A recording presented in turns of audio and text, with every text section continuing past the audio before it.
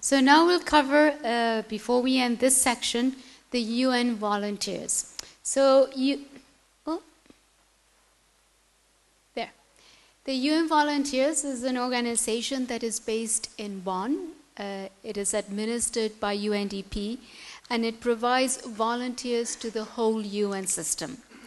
And it has been a cornerstone of the UN, particularly for the field-oriented organizations, like the UN Secretariat, like UNFPA, UNDP, UNICEF, and the others. And they have three main areas where you can volunteer. One is as an international volunteer, and we will explain that in a minute. Another one is as an online volunteer. And soon, at the end of this month, beginning of next month, we will have a new program that is called the Global Youth Program.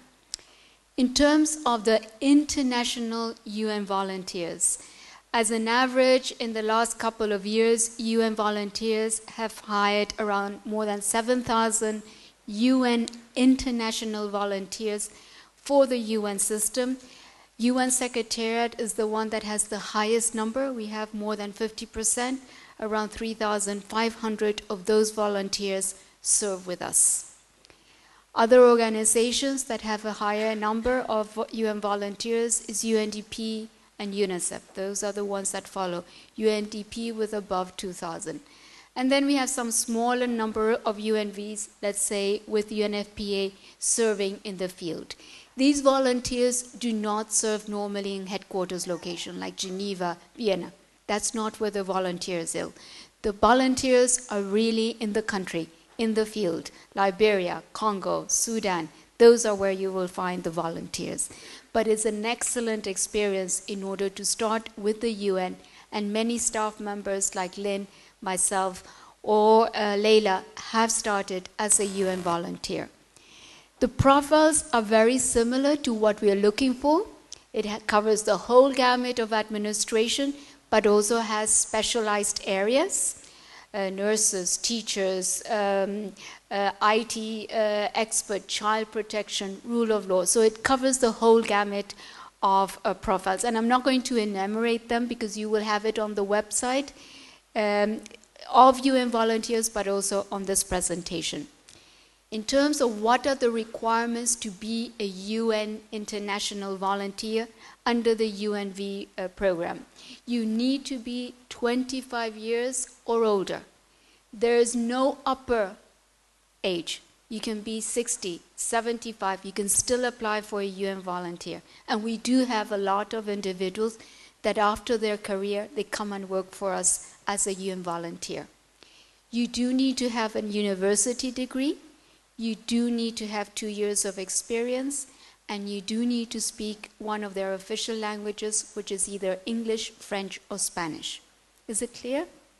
Good. And then, while you do not get the compensation package that Lynn was explaining to you, you do get a living allowance in order to live wherever you go. You do get travel to go to that location and come back. You do have health insurance. You do have the necessary insurance, and you do have 2.5 days of leave every month that can be accumulated. So you do get money for working as a UN volunteer. It's not that is unpaid. The other two ways of joining UNV is online volunteerism, and that is work that you do online. You do not have to travel. You do it from your home, from your desk. You just need a computer. The minimum age for that is 18 years, and there is no upper limit. The assignments can go from 1 day to 6 months, 3 weeks. It depends on the assignment, and it covers a whole gamut of assignments. It is unpaid, but you do get a certificate at the end. And it's a way of you demonstrating your interest also with the UN. And then at the end of this month, beginning of next month, UNV will be launching their new program, which is the Global Youth Program. And the UN, as well as ILO and many of the other organizations, are concerned of the future unemployment rate throughout the world of youth. So this is the reason for this program. The program will cover individuals between 18 and 29 years of age. You do not have to have a degree. You do not have to have experience. And the assignment will be between 6 months and 1 year. So that is another way of contributing to the UN. So on this note, as a summary, we just want to highlight the type of people that we are looking for, be it UNFPA, be it UNICEF, be it UNDP, or be it us. We want people that are, do you think we want people that are dynamic, flexible, want to travel, like working with people with different nationalities? Yes, yes, yes, yes, yes, yes, yes. Okay, so Lynn, can you start preparing the next one? So while Lynn starts preparing the next presentation is how you apply to the UN system. We will gear it more to the UN Secretariat, but the principles are the same. The format is practically the same, WHO, UNAIDS, WFP, and everything. Is that clear? All right. Is there any burning question at this point in time? Anyone that cannot wait a few more minutes? I don't want upstairs. Any burning question? No? All right. Burning. Only one. Burning. You cannot wait.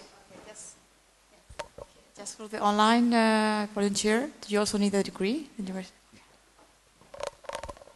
For the online volunteers, you just need to be 18 years or younger. All right. So before Lynn gives you the tips on how to apply, and first of all, for any application, be it in the UN or outside, you have to do a good application, right? In order to draw attention. So Lynn will be giving you the tips of what you need to watch when you are preparing a good application for the UN. But before she starts, who has a boyfriend or a girlfriend or is married or has a partner or has a family here? Hands up. I know that someone has a child up there. That's really good. He's going to be a future UN staff member.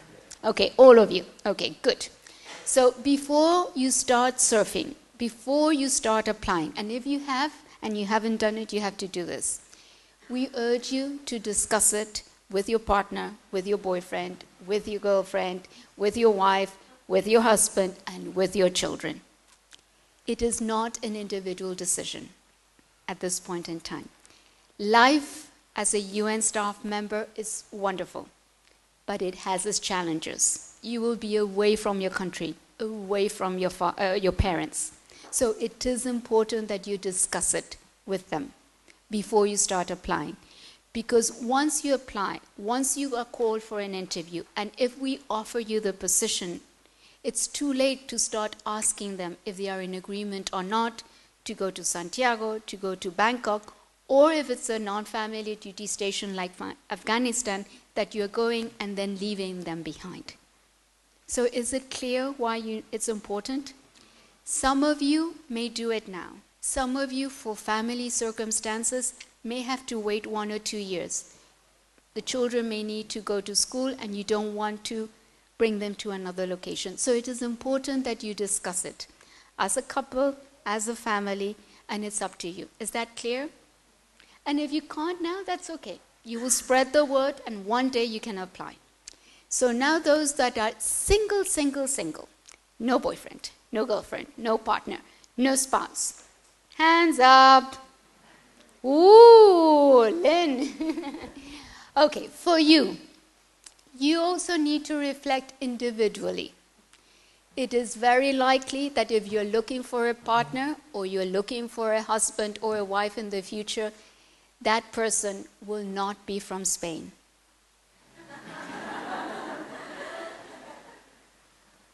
All right? Is it clear? We had recently, or I had recently, someone in the audience that as soon as I said that, the person said, oh, no, I can't do that. I need to eat my food. My food on the table has to be from my nationality, and I can't do it. So you need to reflect. You know yourselves. We can't tell you that. So it's better for us to tell you up front some of the challenges that you have. It's a wonderful life. And it has a lot of benefits for families and children, but it also has the challenges. They will be away from the family from the network, so it is important for you. So all of you that are single, also you have homework. It's not only the ones that have families or partners. Is that okay? So now I'm going to turn it over to Lynn, and now you have to listen even more.